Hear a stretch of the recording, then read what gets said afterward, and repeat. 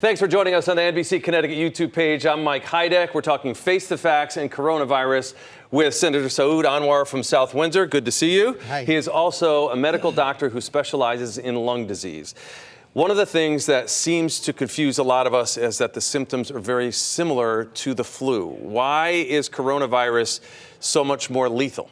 So the way I would explain it to an average individual who's not of a medical background is that coronavirus is like a flu on steroids. Okay. It is far more deadly. It is 7 times to 10 times more deadly than flu is, and it spreads about twice the speed of flu.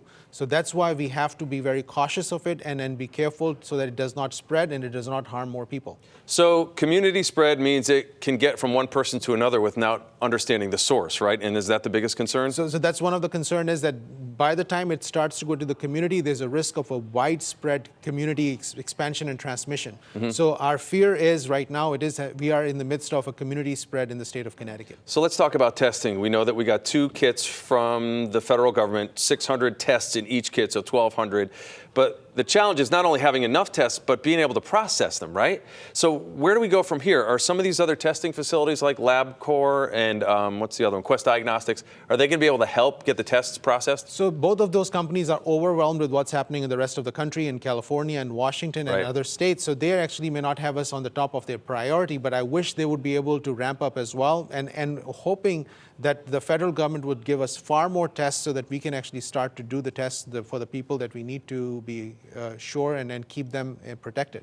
From what I've read, and you can understand this much better than me because of your medical background, the initial batch of tests were too strict and they couldn't be verified. Is that what it was? And then they had to reconfigure. Is that right? So the CDC test is a gold standard test. So it requires us to be obsessive and make sure, because that the chances of having a false positive in that is much less. Got it. And then that's why it's been done. And now we actually have more tests than before, but we could use far more.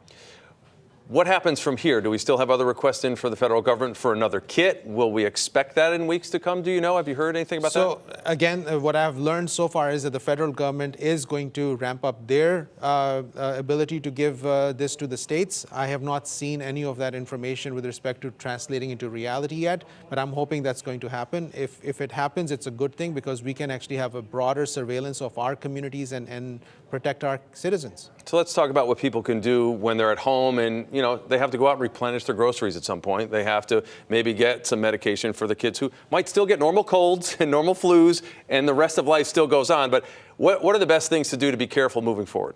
So if you have been affected or you have been in contact with somebody who actually already has an infection, and you're not showing the sign of the infection, social isolation is going to be critical. Okay.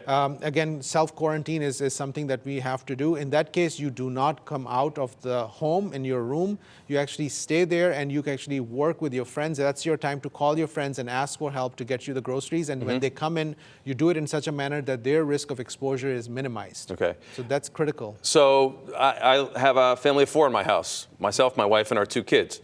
Say I come down with the symptoms. Am I in my bedroom the whole time? So yeah, Pretty much? So the restroom is going to be the critical piece. If you have one single restroom in the house, then it's very difficult to be able to achieve this. Okay. If you do not, then you actually are going to be attached to a room next to the restroom. Got it. And that's going to be your place. So the restroom is the key, because that's where you can expel breath and sneezes and coughs and things like that. Yes. As far as disinfecting, regular Clorox wipes do. Windex, things like that? So Purell is for the hands. Hand washing is the first step. Okay. But Purell can be used. Lysol can be used. We have to obsessively do this. The computer keyboards, the cell phones, we just somehow believe that they are not going to be the carriers. They are actually the carriers. Kitchen counters? Yes. All of those areas, so we have to start to obsessively look at all of those aspects. Okay. And having a distance from people, because if somebody sneezes and coughs, they can actually spread it further. Thanks for joining us once again on Face the Facts, Senator. We appreciate it. This is Face the Facts with NBC Connecticut.